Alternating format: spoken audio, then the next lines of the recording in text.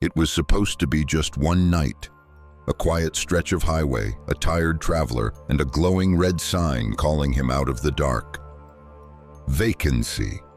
The only word illuminated against the void of the Nevada desert. The rest of the letters, once part of a larger name, had long since burned out or fallen, leaving the single word like a whisper on a wall. Evan had been driving for 12 hours straight. His eyes burned, his fingers gripped the wheel harder than necessary, and his phone had long since lost signal. When the sign blinked to life on the side of the road, it felt like a blessing, a place to rest, a pause from the endless black ribbon of asphalt. The motel sat back from the road, half swallowed by desert brush and time. The parking lot was cracked and empty.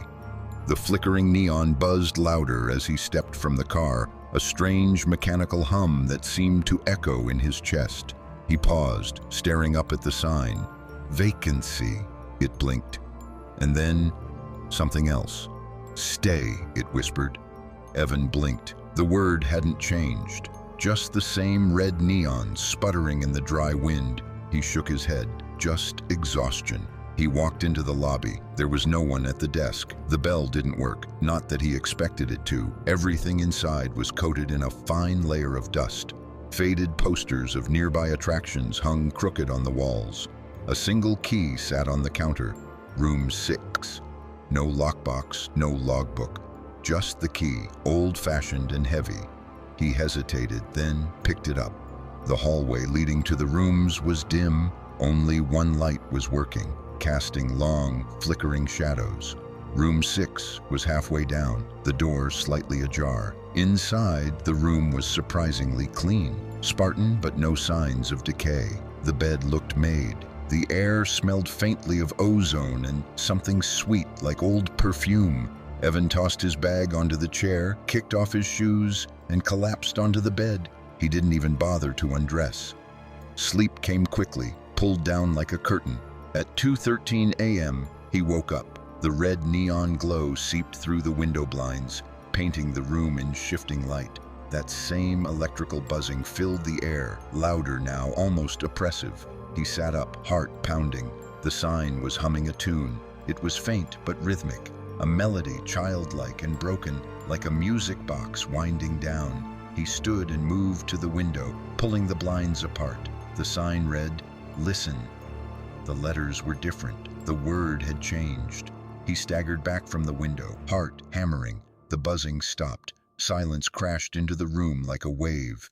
He turned toward the door. There was someone standing just outside, a shadow, still, waiting. He didn't open it, couldn't. He backed away, trembling until his legs hit the bed frame. "Evan," a voice whispered. It came from the sign. He ran to the window. The neon now read, "Evan." He stumbled to the door, flung it open. The hallway was empty. Heart racing, he fled down the corridor, past the other doors, all of them slightly open, all of them dark. He reached the lobby, still empty. The key was gone from the counter. Outside, the desert wind howled. The sign buzzed louder, the red light now pulsing in time with his heartbeat. He looked up. "Don't go."